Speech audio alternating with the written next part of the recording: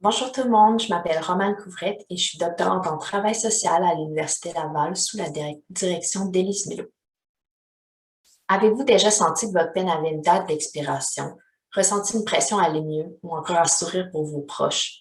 C'est le cas d'une personne aimée ayant une déficience intellectuelle que j'ai rencontrée, qui après le décès de son parent s'est fait dire de garder son beau sourire lorsqu'elle souhaitait discuter de sa peine avec ses proches.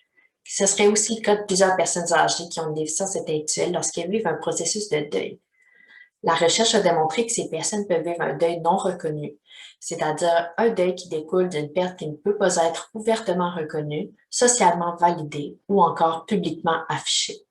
Concrètement, le deuil non reconnu des personnes qui ont une déficience intellectuelle est alimenté par la difficulté de reconnaître la souffrance associée à la perte d'un être cher, le manque de soutien nécessaire lors de cette expérience difficile et le maintien de fausses croyances sur leur compréhension de la mort et leur capacité à saisir la complexité émotionnelle qui entoure le deuil.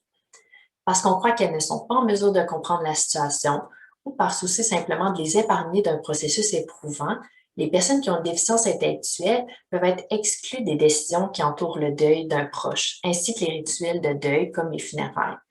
Ce serait même un tiers d'entre elles qui seraient tenues à l'écart des rites funéraires malgré leur volonté d'y participer.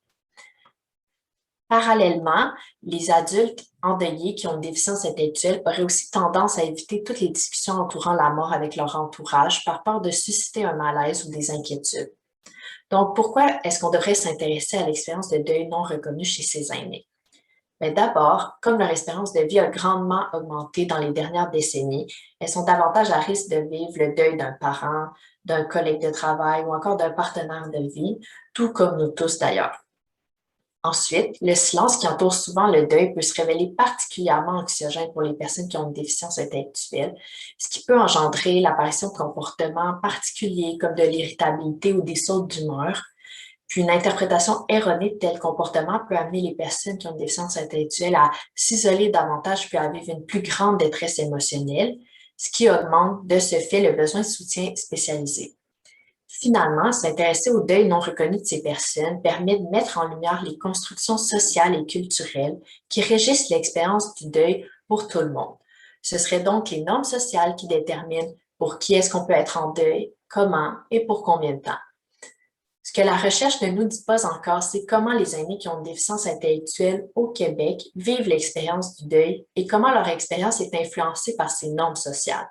C'est ce que mon projet de thèse doctorale vise à explorer à l'aide d'une méthode de recherche participative. Le tout servira à proposer des pistes d'accompagnement pour favoriser la reconnaissance du deuil des aînés qui ont une déficience intellectuelle, ainsi que la mise en place d'espaces où l'expérience émotionnelle de tous est reconnue et validée. Un effort qui est essentiel pour le développement de communautés inclusives de chaque personne et ce, à tous les stades de la vie. Merci.